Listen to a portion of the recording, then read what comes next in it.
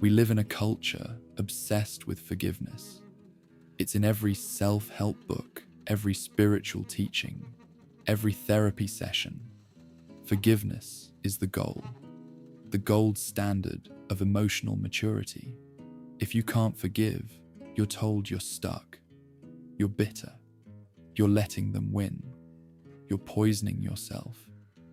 And maybe that's true. Maybe all of that is true. But there's something else that's also true, something we don't talk about. Forgiveness can be a form of spiritual bypassing, a way of skipping over the necessary rage, the necessary grief, the necessary acknowledgement that what happened to you was wrong and shouldn't have happened.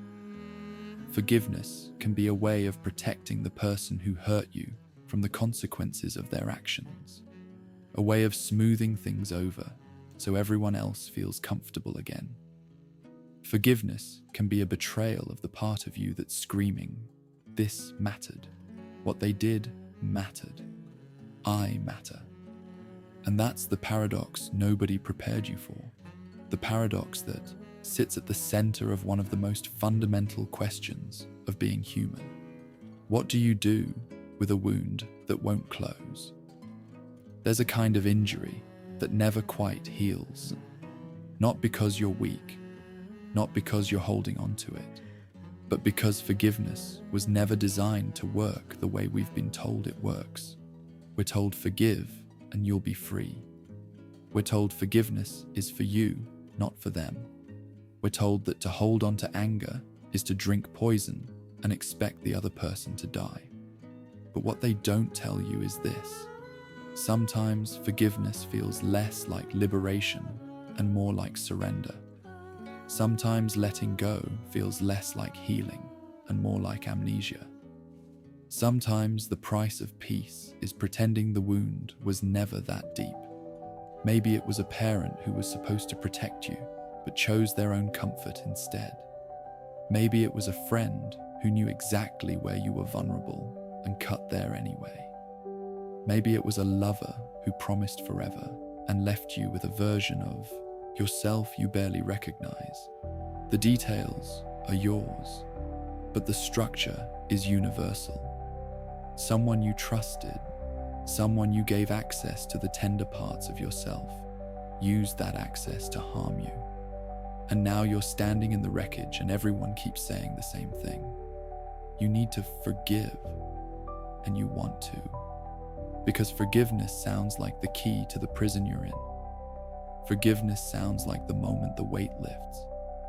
Forgiveness sounds like the ending where you finally get to be okay again. But when you try to forgive, when you really try, something doesn't quite work. The words feel hollow. The release doesn't come. You say, "I forgive you," and wait for the feeling to follow, and it doesn't. Or worse, it does for a moment. You feel lighter. You feel generous and spiritually mature, and then you see them again, or you remember what they did, or some small thing triggers the memory, and the rage comes back like it never left, like you didn't accomplish anything at all. And now, you're not just hurt, you're failing at healing. This is where we need to stop and look at what's actually happening. Because the cultural script around forgiveness, the one we've all internalized, is built on assumptions that might not be true. Assumptions about what forgiveness is, what it does, and whether it's even possible in the way we've been told it should be. Let's start with the most basic question. What is forgiveness? And here's where it gets immediately complicated. Because we use the word forgiveness as if we all agree on what it means. But we don't. We don't even come close. For some people, forgiveness means reconciliation. It means the relationship is restored, trust is rebuilt, everything goes back to how it was. You're friends again, your family again. The rupture is healed. Forgiveness equals restoration. For others, forgiveness means releasing the desire for revenge. It means you're not actively wishing harm on the person anymore, even if you never speak to them again. The relationship might be over, permanently, irrevocably, but you're not consumed by fantasies of retribution. You've let go of the rope in the tug of war, even though they're still pulling. For others still, forgiveness means understanding. It means you've examined the person's history and psychology and circumstances until you can see how they became the kind of person who could do what they did. You've traced the chain of causation back far enough that blame dissolves. And in that seeing, in that understanding, the anger loses its grip. You forgive them because you understand them, because you see that hurt people, because you've achieved some kind of compassionate comprehension. And then there are those who say forgiveness means none of those things. That forgiveness is not something you do, but something that happens to you. A grace that arrives unbidden when you've grieved enough, when you've felt enough, when some mysterious internal process completes itself without your conscious participation. Forgiveness as spiritual event, not psychological technique. So which is it? The answer is, it depends who you ask. And that should tell you something profound about the nature of what we're dealing with. If forgiveness were a simple psychological process with clear steps and predictable outcomes, we would have figured it out by now. We would have a protocol, a manual. Step 1, step 2, step 3. And you arrive at forgiveness the way you arrive at a destination after following a map. But we don't have that. And we never will. Because forgiveness isn't a technique. It's not a problem with a solution.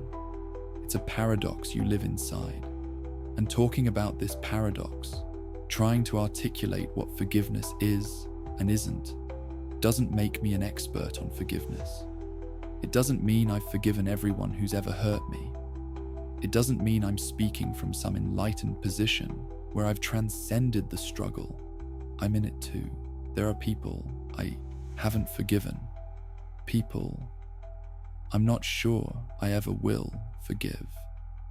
People whose names still make my chest tighten, even though it's been years, even though I know better, even though I've read all the books and understand all the psychology, and can explain the neuroscience of why holding on to anger is costly. None of that knowledge makes the forgiveness happen. So I'm not offering you a path I've successfully walked. I'm offering you a map of the territory we're both lost in. A way of understanding why this is so impossibly difficult. Why the wound won't close, even when you desperately want it to. Let me show you what the philosophers have said about this. Because they don't agree.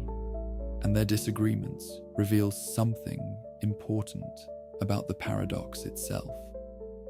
Friedrich Nietzsche hated forgiveness, despised it. He saw it as slave morality, the morality of the powerless who have no choice but to reframe their powerlessness as virtue. In the 1880s, Nietzsche wrote about something he called ressentiment. It's usually translated as resentment, but means something more specific, more corrosive. It's the feeling of powerless anger. The anger of someone who has been harmed but cannot retaliate, cannot get justice, cannot make things right, cannot do anything except feel the wound and tell themselves stories about it. And Nietzsche said that Christianity, and by extension much of Western morality, invented forgiveness as a way of making this powerlessness seem noble. If you can't fight back, if you can't get revenge, if you can't make the person who hurt you pay for what they did, then you declare that forgiveness is actually the higher path. You transform your weakness into moral superiority. He called this a kind of psychological slavery. The slave can't overthrow the master, so instead the slave creates a moral system where meekness is virtue, where turning the other cheek is noble, where forgiving your enemies makes you better than them. It's a brilliant move, Nietzsche said. A form of revenge disguised as transcendence. You can't hurt them in the real world, so you hurt them in the moral realm by being more righteous than them, more evolved, more spiritually advanced. And there's truth in this. Sometimes forgiveness is cowardice. Sometimes it's people-pleasing. Sometimes it's you gaslighting yourself with spiritual platitudes. Because facing the reality of what happened, facing the full weight of your own rage and grief and sense of violation is too overwhelming. Sometimes forgiveness is just giving up because you're too tired to keep fighting. But then there's Hannah Arendt. Arendt fled Nazi Germany in the 1930s. She lost everything: her home, her citizenship, her sense of place in the world. She spent her life thinking about evil and responsibility, and what it means to be human after atrocity, after the kind of harm that seems unforgivable by definition. And she said something completely different about forgiveness. In her book, The Human Condition, published in 1958, Arendt argued that forgiveness is the only mechanism humans have invented to deal with the irreversibility of action. We act in the world. We do things. And once done, those things cannot be undone. The past is fixed, permanent, unchangeable. And without forgiveness, Arendt said, we would all be trapped by our worst moments forever. Every mistake would be an indelible stain. Every harm would echo through time infinitely. We would be imprisoned by our own histories, unable to begin anything new, because we'd be forever defined by what we've already done. Forgiveness, in her framework, is not weakness. It's the most radically powerful thing a human being can do. It's the refusal to let the past determine the future absolutely. It's saying, this happened, and it was terrible, and I will not be defined by it. I will not let it turn me into the kind of person who perpetuates harm. I will not let the cycle continue through me. She said forgiveness is what allows for new beginnings. That it's the only way to interrupt the chain of cause and effect, action and reaction, harm and retaliation that would otherwise extend infinitely. Without forgiveness, she argued, human relationships would be impossible, because everyone fails. Everyone hurts someone at some point. Everyone does something they regret, something that causes pain they didn't intend, or did intend, but later wish they hadn't. And if there's no mechanism for releasing people from the permanent consequences of those actions, then intimacy becomes unthinkable, too dangerous, too permanent. So which is it? Nietzsche or Arendt? Slave morality or radical freedom? Weakness disguised as virtue or the highest expression of human power? The answer is both. Both are true, depending on the wound, depending on the context, depending on what's actually being asked of you when someone says you should forgive. This is the first layer of the paradox. Forgiveness is simultaneously the most liberating thing you can do and a potential betrayal of your own truth. And you have to figure out which one it is in your specific situation, with your specific wound and your specific relationship to the person who harmed you. Nobody can tell you. There's no formula. There's no external authority who can look at your situation and say definitively, forgive or don't forgive. You're alone with the question. And the question itself is a kind of violence, because it demands something from you that you might not have to give. Now let's go deeper. Let's look at what's happening in your body when you try to forgive. Because this isn't just philosophy. This isn't just concepts and ideas and competing moral frameworks. This is biology. This is your nervous system. This is your body making decisions about safety and threat before your conscious mind even gets involved. You see them across the room at a party. Your ex, the friend who betrayed you, the parent who failed, you.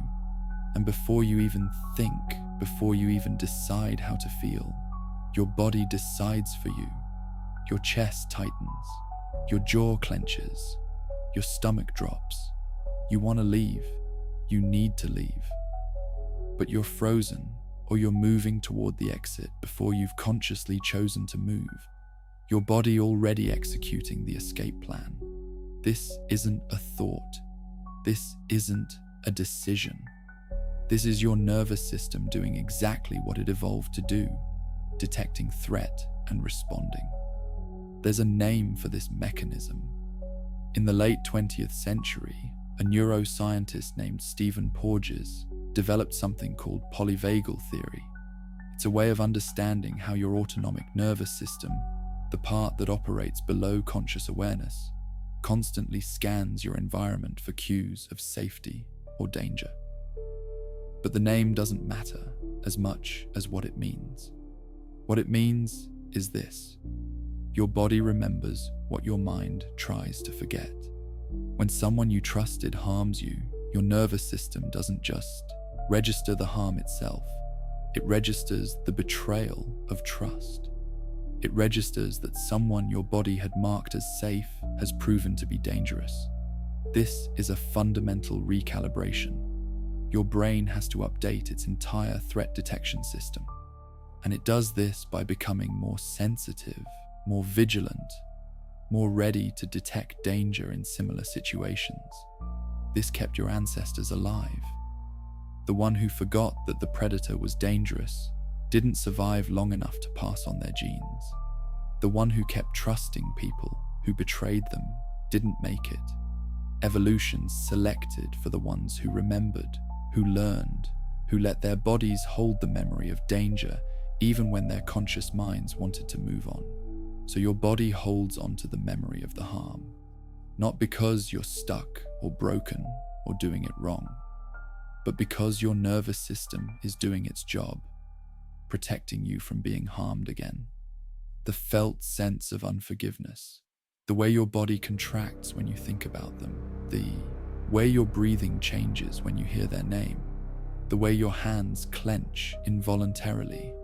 This isn't a character flaw. This is information. Your body is saying, remember, stay alert, don't let this happen again. And maybe that's not something to override. Maybe that's something to listen to. This is where the psychology of forgiveness gets complicated, because there's research, hundreds of studies trying to understand what forgiveness is, how it works, who benefits from it. And what the research shows is that it's not simple. Some studies show that forgiveness is associated with better mental health outcomes. People who report forgiving those who harmed them also report lower levels of anxiety, depression, chronic anger.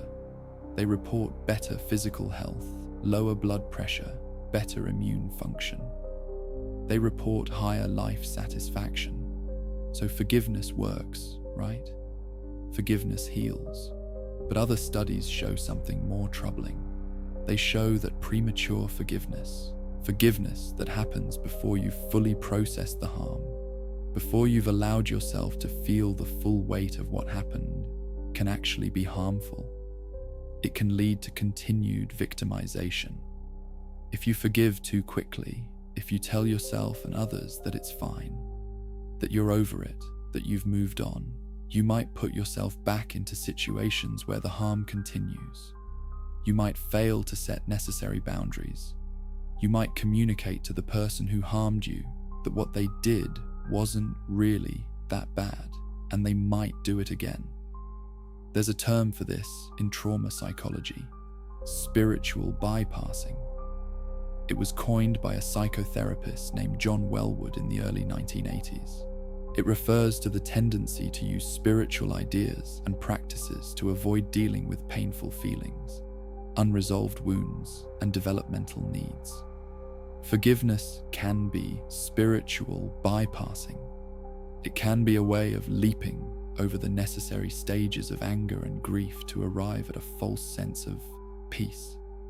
It can be a way of performing spiritual maturity while the wound continues to fester underneath, unacknowledged, untended. The psychologist Harriet Lerner writes about what she calls cheap forgiveness. Forgiveness that's offered too quickly, too easily, before any real accountability has happened, before the person who caused harm has acknowledged what they did or shown any genuine change. She distinguishes this from what she calls genuine forgiveness, which can only come after a process, after the harm has been fully acknowledged by both parties, after the person who caused harm has demonstrated genuine understanding of the impact of their actions and genuine commitment to change. After you've had time to feel your feelings, to grieve what was lost, to rebuild your sense of safety in the world. And sometimes that process never completes. Sometimes the person who harmed you never acknowledges what they did, never apologizes with the kind of specificity and understanding you need, never changes their behavior, never gives you what you need to even begin to consider forgiveness. So what then? This is where we hit the second layer of the paradox. Forgiveness is supposed to be for you, not for them. That's what all the wisdom says. You forgive to free yourself, not to absolve them. Your forgiveness is about your liberation, your peace, your ability to move forward. It has nothing to do with them. But if forgiveness requires something from them, if it requires acknowledgement and understanding and amends and changed behavior, then it's not really in your control, is it? You're waiting for them to do something they might never do. You're dependent on their growth, their insight, their willingness to face what they did. You're giving them power over your healing, and that keeps you trapped. That keeps you in relationship with them even if you never speak to them again, because you're waiting. You're holding space for an apology that might never come, for a recognition they might never achieve, for a reconciliation that might never be possible. So maybe you have to find a different kind of forgiveness. Not forgiveness for what they did, but forgiveness for who they are, for their limitations, for their inability to see what they can't see, for their incapacity to give you what you need, for being human in all the disappointing ways that humans are human. And that's a completely different thing. That's not about absolving them of responsibility. That's about accepting reality, accepting that they are who they are, that they did what they did, and that you cannot change any of it by wishing it were different. The Buddhists have a term for this: radical acceptance. It doesn't mean you like what happened. It doesn't mean you think it was okay. It doesn't mean you're happy about it or at peace with it. It means you stop fighting with reality. You stop living in the fantasy that things could have been different, should have been different, might still somehow be made different if you just find the right words or the right approach or express the right amount of pain to finally make them understand. This happened. You can't undo it. The past is fixed. And fighting with that fact, arguing with reality about whether it should have occurred, that's what's keeping you imprisoned. Not the fact itself, but your refusal to accept it. But here's where it gets even more tangled. Because acceptance sounds passive. It sounds like giving up. It sounds like letting them win. And maybe, sometimes, that's exactly what it is. There's a philosopher named Glenn Pettigrove who writes about the ethics of forgiveness. And he makes a crucial distinction between forgiveness and condemnation. Condemnation means you're saying what they did wasn't really that bad. You're minimizing the harm. You're making excuses for their behavior. You're saying it's okay, don't worry about it. These things happen, no big deal. Forgiveness, in contrast, requires that you continue to believe that what they did was wrong, that the harm was real, that it mattered, that it shouldn't have happened. Forgiveness is not saying it's okay. It's saying it's not okay, and I'm releasing my claim on you anyway. It's not okay, and I'm choosing not to hold it against you anymore. It's not okay, and I'm finding a way to move forward that doesn't require your participation or acknowledgement or change. But how do you do that? How do you simultaneously hold that what they did was deeply, fundamentally wrong, and also release your attachment to them making it right? This is the koan at the center of forgiveness, a logical paradox that cannot be resolved through thinking. It can only be lived. It can only be moved through in ways that don't make rational sense. And maybe that's why forgiveness feels impossible. Because it is impossible in the sense that you can't figure out the right formula and then execute it. You can't think your way to forgiveness.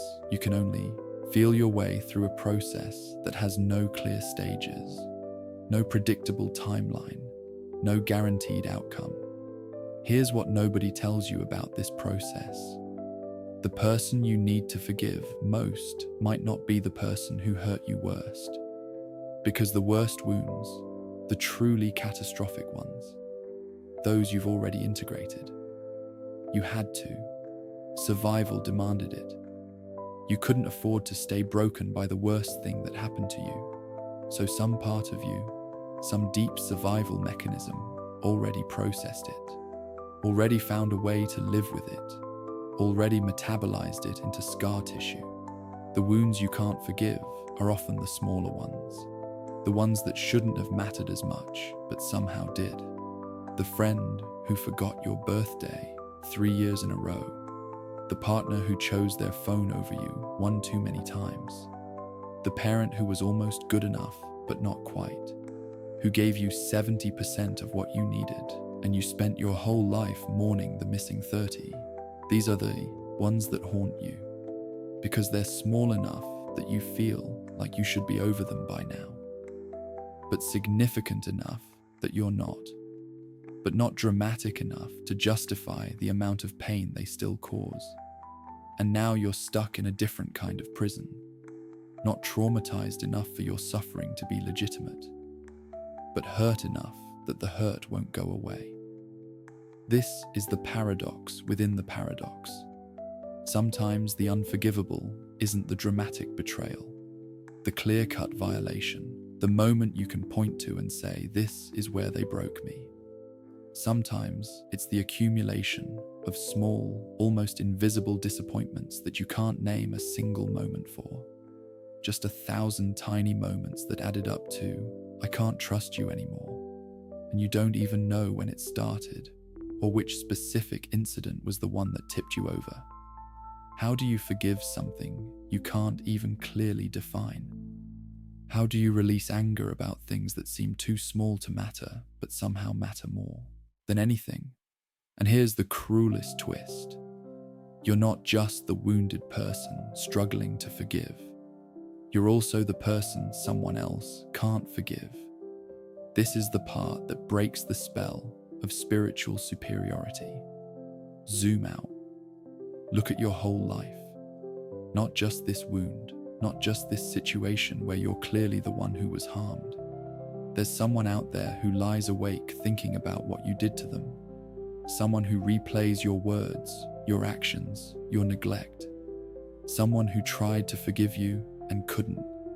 Someone who performs politeness when they see you, but underneath, they're still carrying the weight of what you did.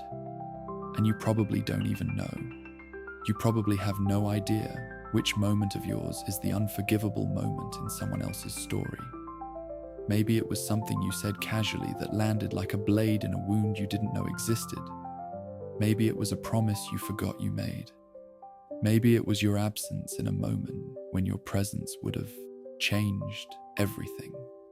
Maybe it was something you did in self-protection that felt like abandonment to them. You remember it differently if you remember it at all. What was devastating to them was barely notable to you. What they experienced as cruelty, you experienced as necessary boundary setting. What they needed you to acknowledge, you never even noticed needed acknowledging. And if you can't be forgiven, if you've done something that another person cannot and maybe should not forgive, then what does that mean for your own demand for forgiveness from others? Do they owe you forgiveness that you yourself cannot give? This is where the asymmetry becomes unbearable. The person who needs to be forgiven and the person who needs to forgive are never in the same place at the same time. When you're finally ready to apologize, truly apologize with full understanding of what you did, they're not ready to hear it. They're still too angry, too hurt, too raw. When they're ready to forgive, you've moved on.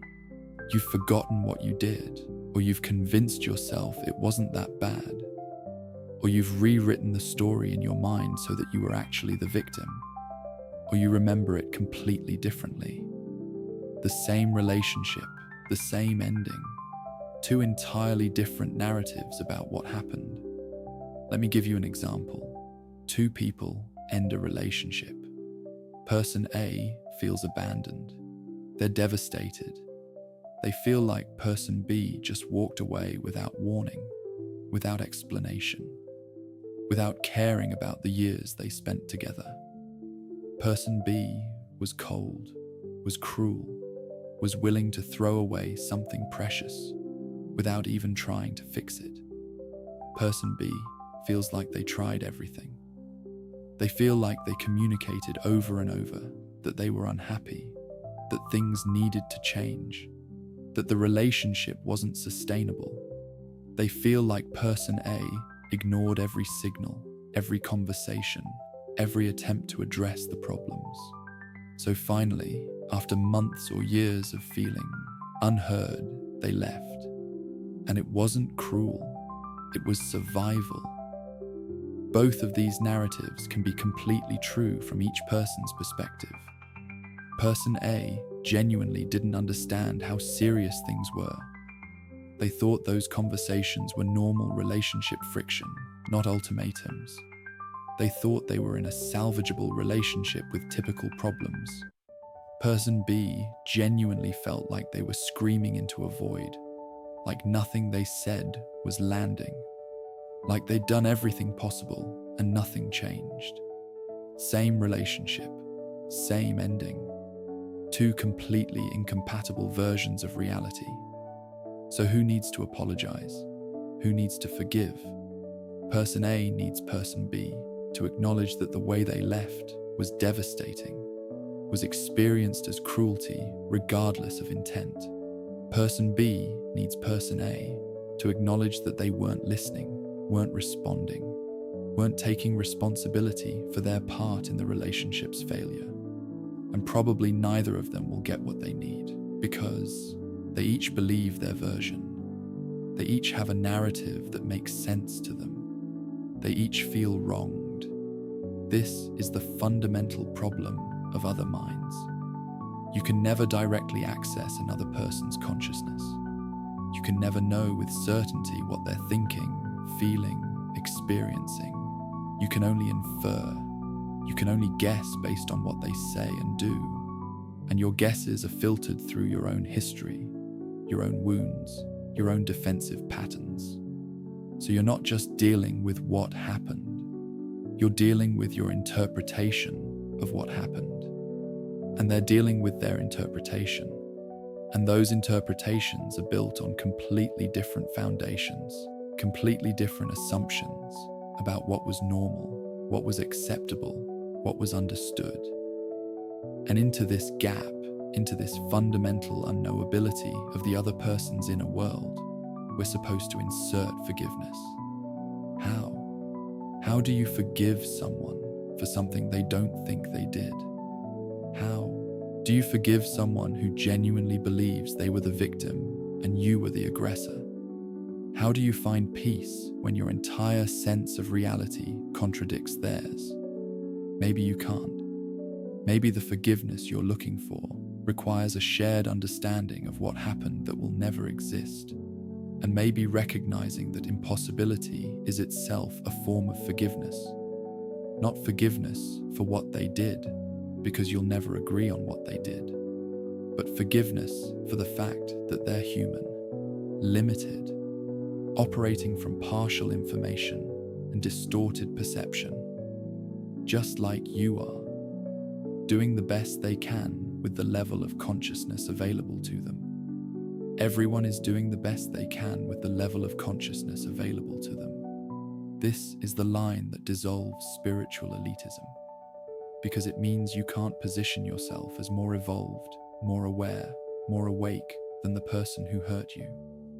They're where they are. You're where you are. Those positions are different, and that difference is the source of the wound. But it's also just the human condition. We're all trapped in our own limited perspectives, our own defensive narratives, our own partial views of reality. And if you can forgive them for being limited, for being unable to see what you see, for being trapped in their own story the way you're trapped in yours, then maybe that's enough. Not forgiveness for the specific harm, but forgiveness for being human. For being incapable of the godlike perspective that would be required to fully understand the impact of their actions on you. The Buddhist teacher, Premature, teaches a practice called Tonglen. It's a meditation where you breathe in suffering and breathe out compassion. You imagine taking on the pain of others, holding it in your heart where it's transmuted, and sending back the wish for their freedom from suffering. And she says you can do this practice even with people who have harmed you, especially with people who have harmed you. You breathe in their confusion, their fear, their own unhealed wounds that caused them to wound you. And you breathe out the wish that they be free from the suffering that made them capable of causing suffering. This isn't about them. This is about you. This is about releasing the contraction in your own heart. This is about choosing not to meet harm with harm, hurt with hurt, closure with closure. But here's what's crucial. This practice doesn't mean you trust them, doesn't mean you let them back into your life, doesn't mean you pretend what they did was acceptable. Compassion and boundaries can coexist. You can wish someone well from a great distance. You can hope they heal while recognizing that you are not the person to heal them, that in fact your continued presence in their life might prevent their healing, just as their presence in yours prevents yours. You can forgive them for being who they are while also protecting yourself from who they are. This is the middle way between two extremes. One extreme is clinging to anger forever, defining yourself by the wound, building your identity around being the person this happened to, refusing to release the story because the story has become the only stable thing you have.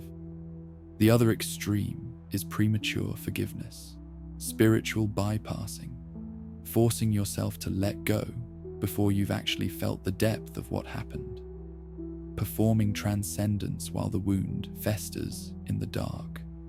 The middle way is honoring the wound without being consumed by it, feeling the anger without being defined by it, acknowledging the harm without letting it determine your entire future. There's a film called Manchester by the Sea. It's about a man named Lee who made a terrible mistake years ago. The kind of mistake that can't be undone. The kind that destroyed his family, destroyed his life, destroyed his sense of himself as a decent human being. And the film is about him trying to continue existing in the aftermath of that mistake, trying to function, trying to show up for his nephew who needs him after another family tragedy. And throughout the film, people tell him he needs to forgive himself. His ex-wife forgives him. She's found a way to move forward, to build a new life. She tells him she forgives him and wants him to forgive himself, but he can't. And the film doesn't give you the cathartic moment where he finally lets it go and heals. It doesn't give you the redemption arc where his suffering transforms into wisdom and he emerges whole. It ends with him still carrying it, still unable to forgive himself, still barely functioning, still just surviving, not living. And critics called it devastating. Audiences called it one of the most honest films about grief and guilt ever made. Because sometimes forgiveness doesn't come. Sometimes you don't get the transformation. Sometimes you just learn to carry the weight without collapsing under it completely. Sometimes the chrysalis doesn't produce a butterfly. Sometimes the caterpillar just dies in there.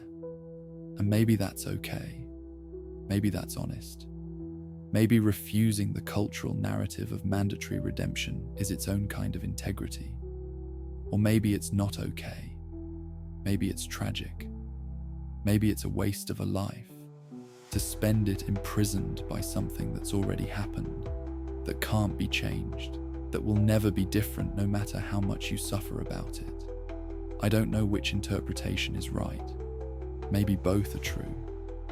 What I do know is that forgiveness, if it comes at all, doesn't come from deciding it should come. It doesn't come from understanding the psychology or the philosophy or the evolutionary biology. It doesn't come from knowing that anger is costly and forgiveness is correlated with better health outcomes. It comes when it comes from something deeper, something that can't be forced or manufactured or thought into existence. Maybe it comes from exhaustion, from being so tired of carrying the weight that you, finally, without ceremony, put it down. Not because you should, but because you can't hold it anymore. Maybe it comes from grief, from fully feeling the loss of what could have been, what should have been, what you needed and didn't get. And in that full feeling, something releases. Not the facts, but your resistance to the facts. Maybe it comes from time, not because time heals all wounds, but because time creates distance. The person you are now is not the person who was wounded. You've changed. They've changed. The whole context has shifted. And one day, you realize the anger you're still carrying belongs to someone you used to be, and you're not that person anymore. Or maybe it doesn't come at all. Maybe some wounds don't close. Maybe some betrayals are meant to be remembered, to be honored, to shape you permanently. And maybe that's okay too. Here's what I think nobody tells you about forgiveness. It's not a single event. It's not a moment where you make a decision and then it's done. It's a practice, something you return to again and again. There's a story in the Christian Gospels where Peter asks Jesus how many times he should forgive his brother who sins against him. 7 times? And Jesus says, not 7 times, but 70 times 7. 490 times. For a long time, I thought this was hyperbole, that Jesus was making a rhetorical point about infinite forgiveness. But what if he meant it literally?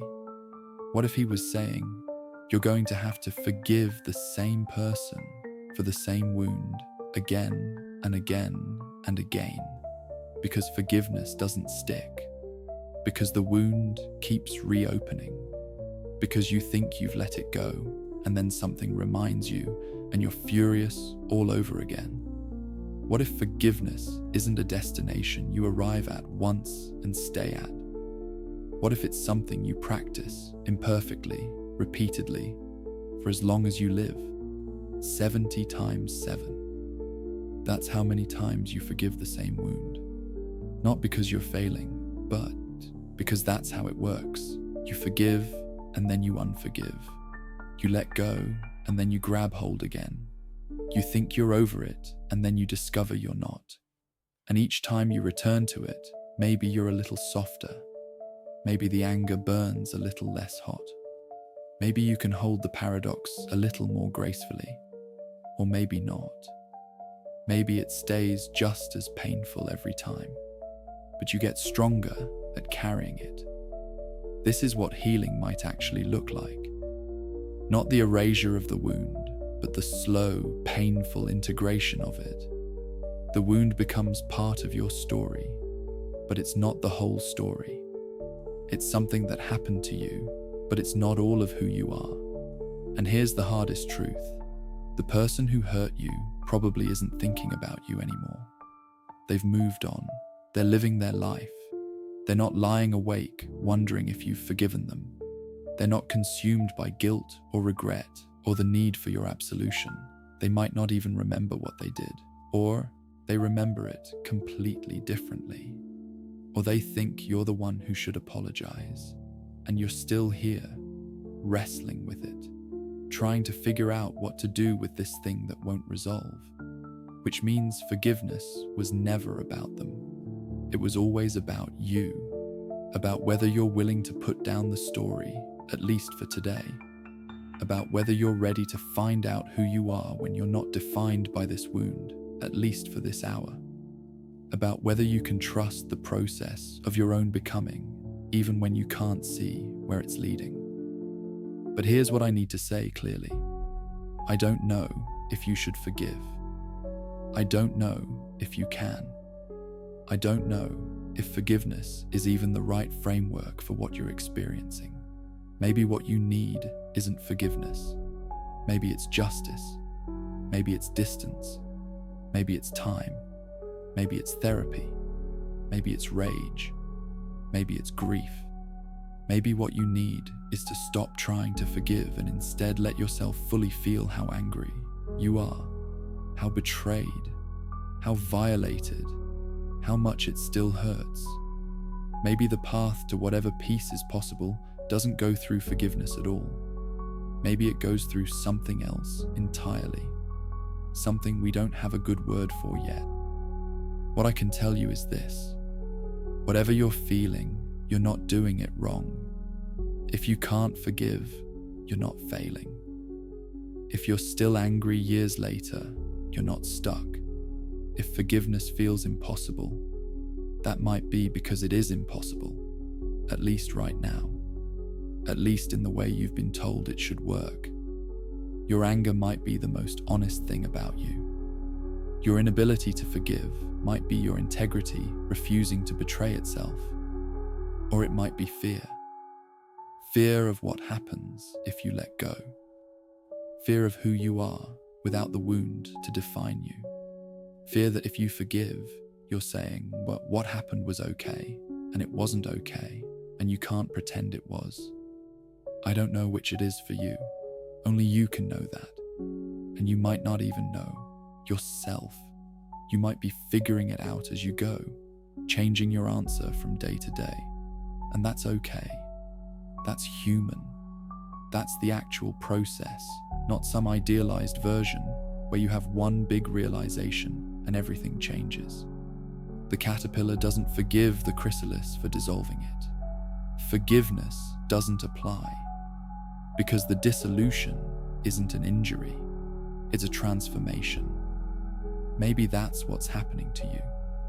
Maybe the wound you can't forgive isn't something to be forgiven. Maybe it's the mechanism of your becoming. Maybe the person who hurt you was the catalyst for a transformation you needed, but never would have chosen. And I need to be careful here. This is where spiritual bypassing lives. This is where people say everything happens for a reason, and there are no accidents, and your pain is a gift. And other things that might be cosmically true, but are completely useless when you're bleeding. I'm not saying what happened to you was good. I'm not saying you should be grateful. I'm not saying it was meant to be, or that it happened for your growth. I'm saying it happened, and you're still here, and the person you're becoming in response to it, whether through forgiveness or anger, or some combination of both, that person is being forged in this fire. You didn't choose the fire, but you are choosing every day how to be in it. And maybe the question isn't, should I forgive? But what kind of person do I want to become in the aftermath of this? Do I want to be someone who holds on to anger forever? Maybe. Maybe that anger is righteous. Maybe it's your spine. Maybe letting it go would mean collapsing. Or do I want to be someone who finds a way to release it, not for them, but for me? Maybe. Maybe the anger is starting to poison things that have nothing to do with them. Maybe it's taking up space where something else could grow. There's no right answer. there's only your answer. And your answer might change, might need to change, might change back. What I know is that talking about all of this, mapping the paradox, understanding the mechanisms, none of it makes forgiveness happen. I still have people I haven't forgiven, whose names still make something in me tighten. And I understand the neuroscience. I know about polyvagal theory and resentment and radical acceptance. I know all the arguments for why forgiveness is liberation. And still, the anger remains. So I'm not speaking from a place of having solved this. I'm speaking from inside the same prison you're in, just pointing out the walls, naming the mechanisms, trying to understand why the key everyone promises will unlock the door doesn't seem to fit. Maybe that's more honest than pretending I have answers. The person who hurt you is who they are. They did what they did, and you get to decide what you do with that. You get to decide how long you hold on to it. If you hold on to it forever, if you let it go today and pick it back up tomorrow, you get to decide what forgiveness means, if it means anything, if it's even the right word for what you need. Nobody can tell you. There's no authority on your wound except you. No expert on your healing except your own lived experience and your own inner knowing of what you need. Maybe you need to forgive 70 times 7. Maybe you need to never forgive at all. Maybe you need something that doesn't fit into the categories we've been given. Whatever it is, it's yours. Your wound, your healing, your choice. And the only thing I can say with certainty is this: you're not failing. You're not doing it wrong. You're not stuck. You're in the process. The messy, non-linear, impossible process of being someone who was hurt and survived and is trying to figure out how to live with that. The wound might never completely close. The anger might never fully release. The forgiveness might never arrive in the way you've been told it should.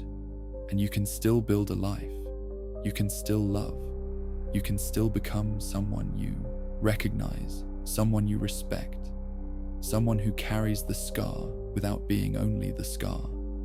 The butterfly doesn't forgive the caterpillar for having to die. It just emerges, changed, transformed, carrying the material of what was into the form of what is. You're emerging too, slowly, painfully, imperfectly. And maybe forgiveness is just that emergence, not a decision or a feeling or a moment of release, just the slow process of becoming someone who can hold what happened without being destroyed by it, someone who carries the wound and the wisdom, someone who knows that some questions don't have answers, some wounds don't close, some paradoxes can't be resolved. And that's enough. That might be all forgiveness ever was, not the erasure of what happened, not the restoration of what was lost, not even peace with it, just the ability to carry it, to integrate it, to let it be part of the story without letting it be the whole story. The wound becomes part of the wing, and you fly anyway.